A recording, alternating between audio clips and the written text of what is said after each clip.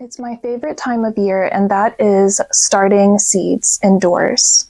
There is such a beautiful growing season ahead of us. And today I'll take you through all of the steps that I take myself every year to grow my own medicinal and food gardens. So I just wanted to show you how easy it is to start your own seeds indoors, to save money, to make sure that you're getting the best seeds in the best variety with your choice of soil and nutrition. Starting your own seeds indoors does not have to be complicated or really even all that time consuming. It is a step-by-step process, but one that's very dependable and one that gives you your own preferences on how you want to grow, what you want to grow, and when. There's a lot of experience that you gain as a gardener by starting your own seeds. And even though it can be intimidating at first, it's very easy to get started if you just have the proper tools, the patience, and take a little bit of extra time.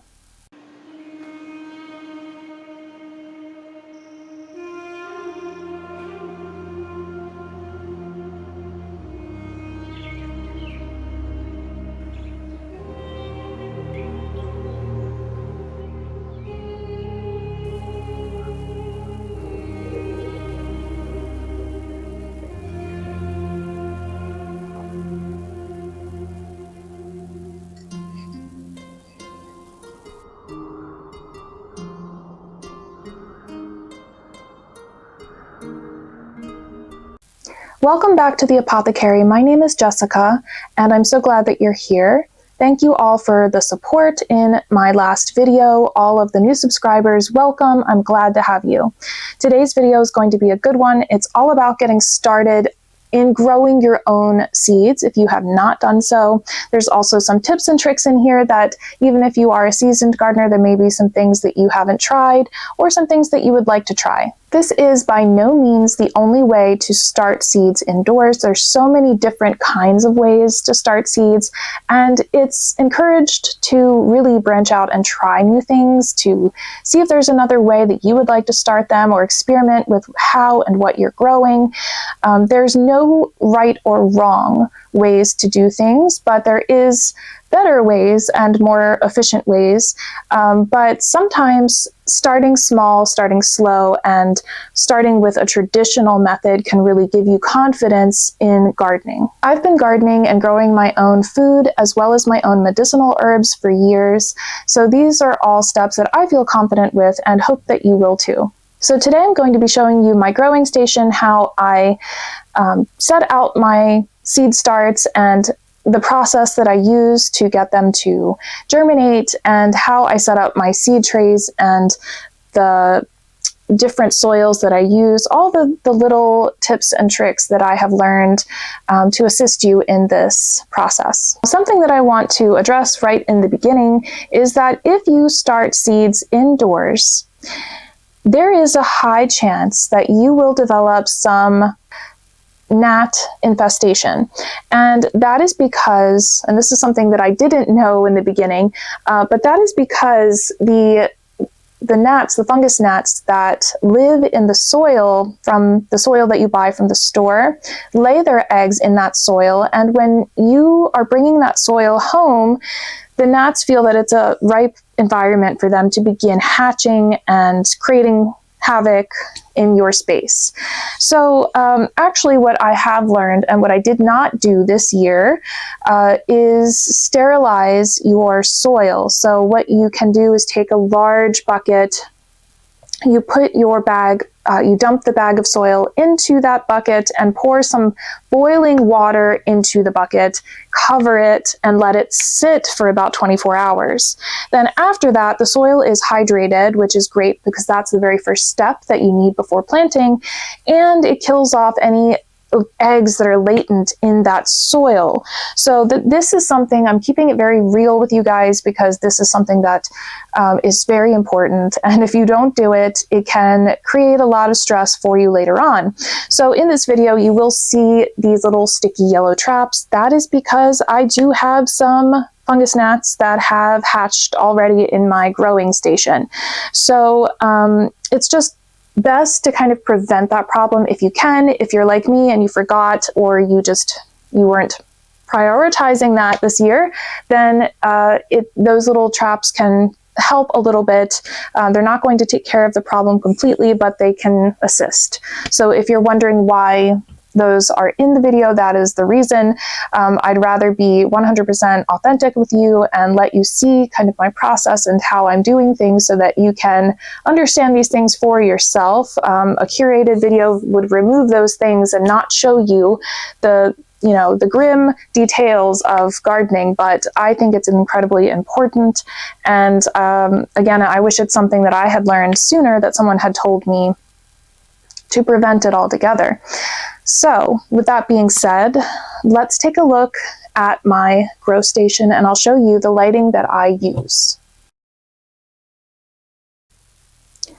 So this is my seed starting station, where I basically have one of these large metal shelves, and they're utility shelves really, and not anything that I purchased special other than the fact that they are easy to clean and care for.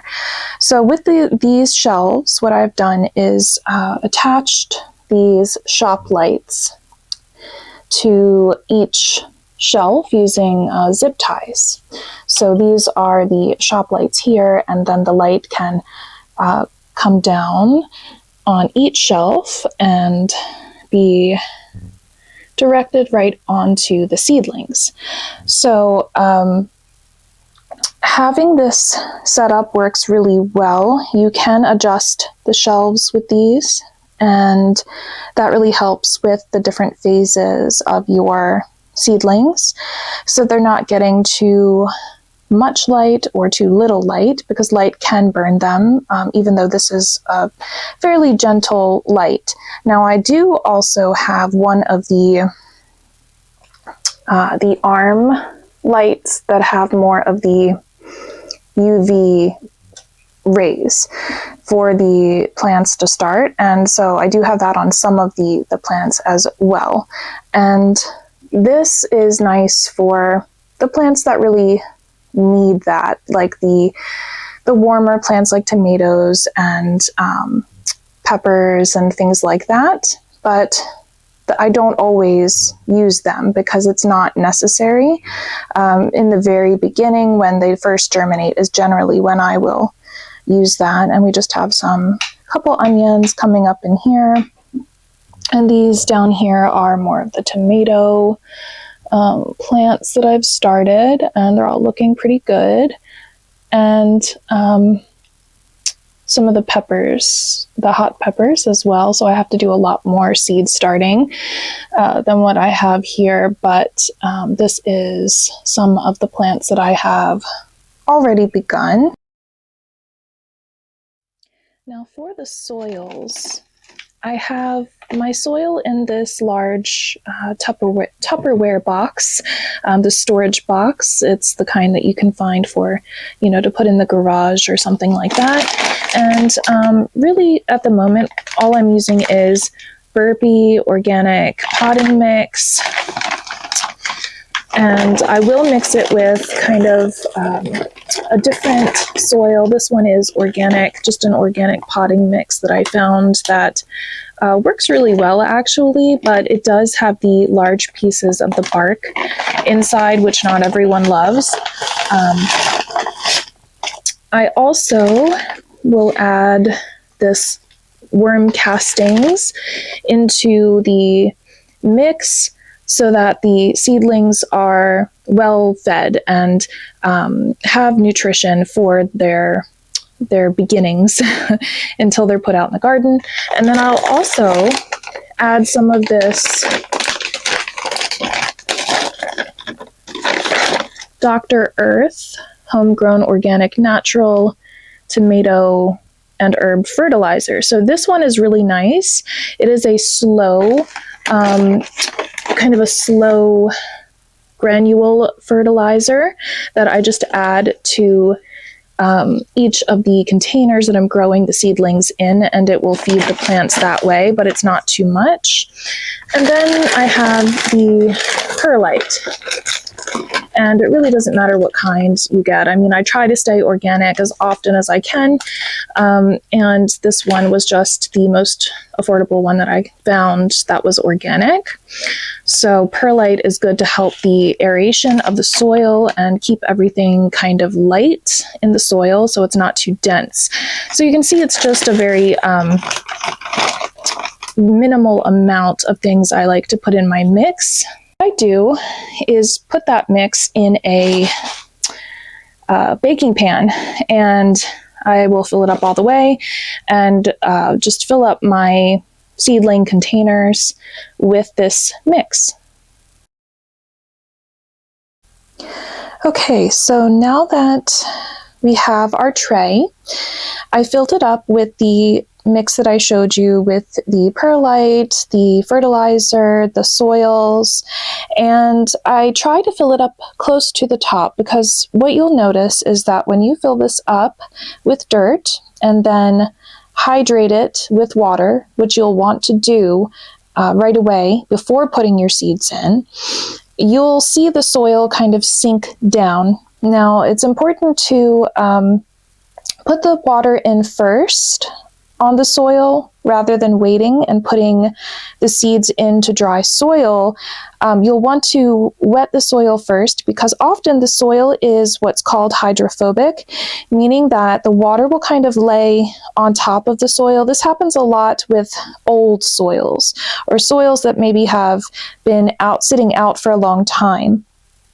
It doesn't always happen with every soil, but it's just good to be on the safe side.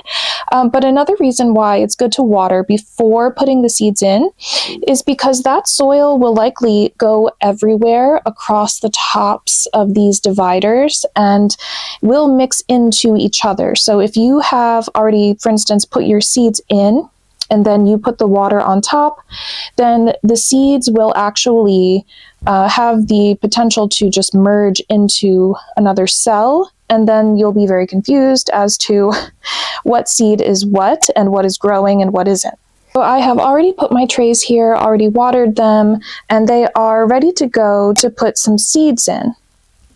The tools that I like to have for kind of making holes into the dirt, you can use your finger and just kind of push that down into the dirt if you want, or you can use a bamboo skewer, and I love these. I use these for so many different things.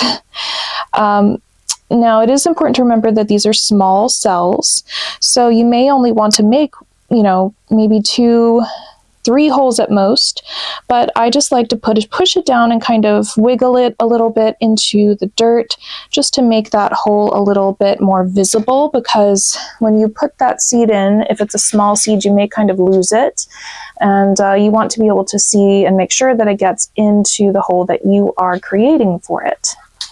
So I'm actually going to start with some cherry tomatoes, and I have lots of tomatoes. I have volunteer cherry tomatoes as well that come up, but I really like tomatoes, and I grow tons of them every year because that is what makes me happy.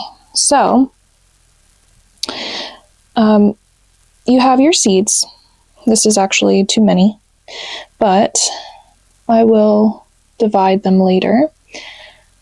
So I just put about 2 seeds in per hole, and the reason that I do it that way is in case one does not germinate.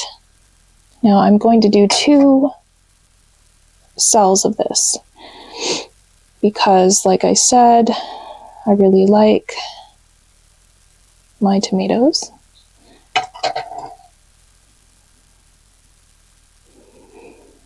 And it's not a big deal. If you put more seeds than this into the holes, it's not going to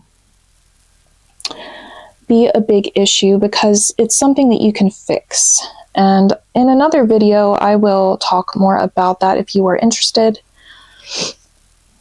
in how to do that and to see it being done. Okay, so once you have your holes, then you just gently take this skewer or your finger or maybe a pen or whatever you have that can move the soil gently, and I just cover it a little and push the dirt down. Now, your seed packets often will tell you how far down to plant something. I just find that the larger the seed is, the deeper I plant it. And, you know, that's just me. In fact, there's many seeds you can just lay on top of the soil, and as long as you're indoors and there's no danger of animals or insects kind of eating or moving it around, then the seeds are safe. And then I have these handy little tags, and I will write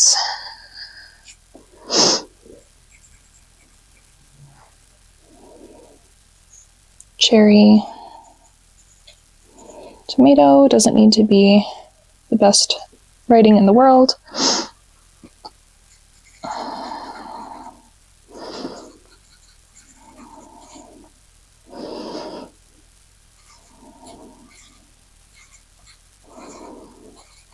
Okay, and I also like to include the date. That's just something I like to do because I like to know how long that these seeds have been in there. In case it's been a long time, I can look at the date and say, you know, this should have germinated by now. Something may be wrong. So that's really all I do when it comes to seed starting. I just have a very simple process, and the simple process works best for me.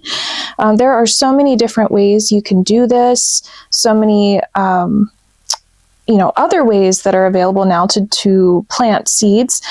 There's like the snail method, there's the cold stratification, and I've tried many different kinds of forms of planting and starting seeds, and this is just my favorite because it's more dependable, it works, and I like the process, and I already have my station set up for it. But there's, don't be afraid to try different things and see what really works for you. Okay, so now we have the organic marigolds. I always grow marigolds in my garden. Now, a lot of these will often self-seed and come back themselves, but I like to be sure, and I like to have a lot of them because you never know how many are coming back. Sometimes you get varieties that you don't want to come back.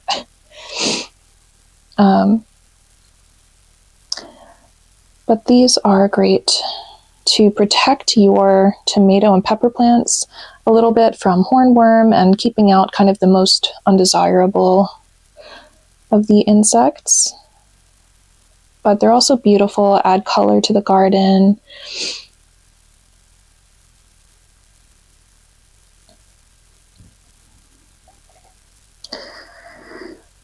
Okay, now it's okay to put a little bit of water over top of these seeds to moisten the seed if you want, but it's not necessary to do.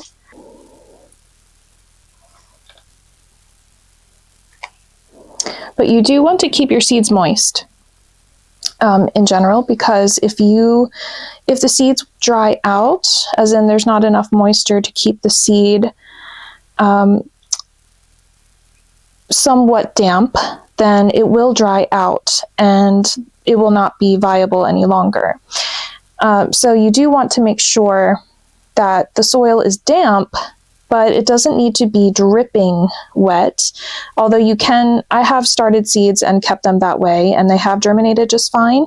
But after that, certainly once it sprouts, you definitely don't want to drown that seedling. Next, I want to plant some rosemary. Rosemary does take a bit longer to germinate. Really, I probably should have planted this sooner. Now, in my area, rosemary is something that I really do need to plant every year because it generally does not come back very well.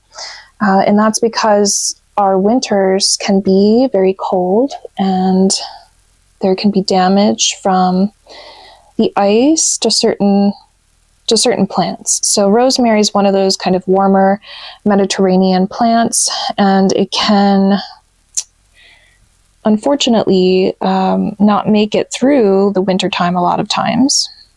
Lemongrass can be another one that does that, but I just like to try to grow some every year and, hope that one of these days that won't be something I need to do any longer. But until I get a plant that makes it through the winter well, I just reseed it. And so every year I use it a lot, obviously in cooking, but there's a lot of other things that I make with rosemary. Dill is another seed that does not usually come back for me, and it does very well, and it can reseed itself. I have had it happen, but it's not a dependability. It's not something that I know for certain is going to return every year. There's many different kinds of dill, and there's a giant variety that I love as well, so I'll probably plant some of the giant variety later, because dill is one of those that you can just pop outside whenever it starts getting warm, and it will just grow and catch up to everything very quickly. And I do that a lot. I just will sow seeds directly into garden beds often as the season progresses. Whatever I feel that I need more of, or maybe have forgotten. Next, I'm going to plant some lettuce. Now, this is called Little Gem. I don't remember all of the varieties that I've planted and kind of which ones I like best, and that's because I just kind of sow lettuce leaves around, and I like them all. I really just enjoy lettuce, and we'll just eat many different varieties, but some are tiny and some get a bit larger. For some reason, I remember this one being perhaps a little larger, even though it says Little Gem. But I like the kind of crispy, buttery leaves. The butter crunch lettuce is really good. Of course, I love romaine. That's another one that I'll start later.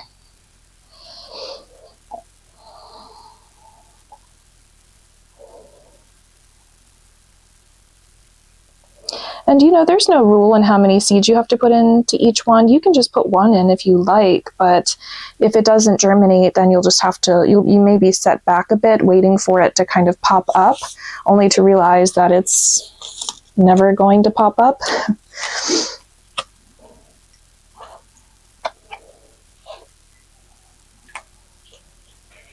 And you can see how quickly this tray is already filling, and you don't even need to fill it all the way, but I always do. I put a lot of things out, but just make sure that you have enough room to take care of them until it's their time to go out to the great beyond, into the garden.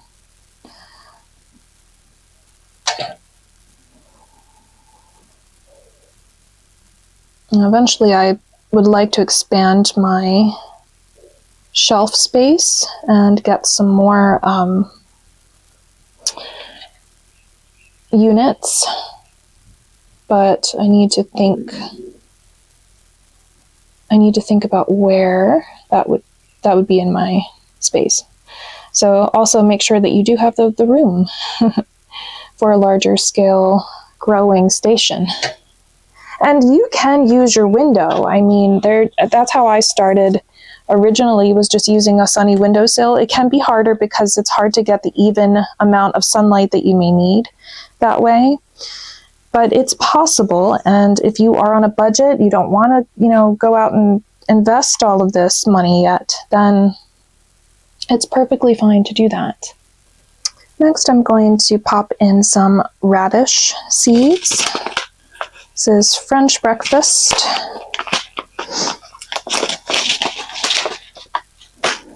I'm the only person in my household that enjoys radishes. But I love them on, you know, stir fries, sandwiches. I just eat them as snacks. They're very healthy. They do have a peppery bite, depending on the type of radish, but I really enjoy radishes and grow them every year.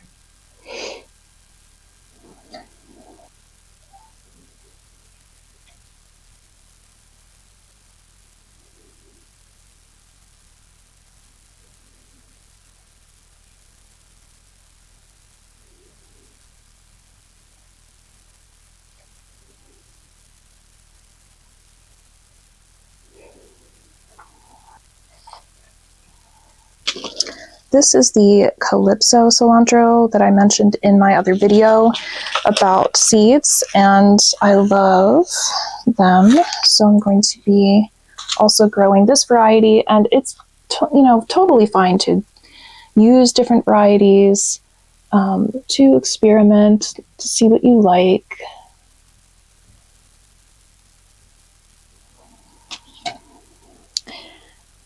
There are some plants that if you have different varieties of them, they will cross germinate and create a hybrid.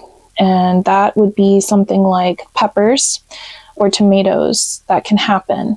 But it's generally not the growing season that you are growing them in that this happens. It's kind of later on. If they were to pop up as next year's crop, you may see hybrids. And that's generally okay with most people unless you are, selling them or having a stand somewhere and it's the wrong variety that you didn't mean to grow. But it's definitely something to keep in mind. But with things like herbs, generally that's not too big of an issue, but it can happen. Now, it is a little early to start basil, but with mammoth basil, I find that because it's a larger variety of basil, that the leaves do take longer to reach their full potential. So I do like to start those. And really, even if you do start the other kind of basil now, it's fine because it's going to be warm enough soon for them to go out, which is exciting.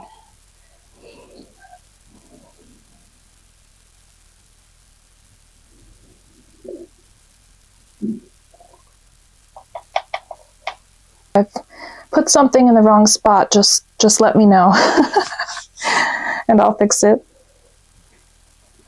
Okay, I think that those are going to be all for now. As I mentioned, I will be growing all throughout the season, adding more and, changing things. So I will have other videos about this. Please let me know if there's anything that you are interested in, if there's something that you would like to hear more about in terms of gardening, and I will share with you what I know. By any means, this is not the only way to garden, and there are many other different methods for all of the seed starting steps. So, but let me know if there's something you would like to hear more about, and I'll be happy to make more content about that specific thing. And thank you so much for being here. If you would like to have a step-by-step guide on how to get started growing medicinal plants, in what zones they should grow and how much sunlight, how much water, and the benefits of the plants, how to prepare them as medicine, I have a PDF that I have created. It's 50 pages long, and it is in my shop that I will link in the description box. And it's only $6.99. You can learn how to grow medicinal plants yourself and kind of get started on that journey, see what tools you may need to set up. And it's a really great resource that's based on my experience, not only with gardening, but also learning medicinal plants, as I am an herbalist and have been studying this for years. So it is a wonderful resource. Please go check that out. And thank you all for being here. Thank you for all the likes and the support. And I will talk with all of you very, very soon.